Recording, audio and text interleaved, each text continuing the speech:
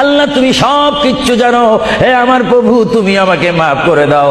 আমার আল্লাহ বলে, তারপরও যদি তোমাদেরকে আমি মাফ না করি, তারপরও বান্দা তোমরা আমার রহমতের দরজা থেকে ফিরে যাইও না।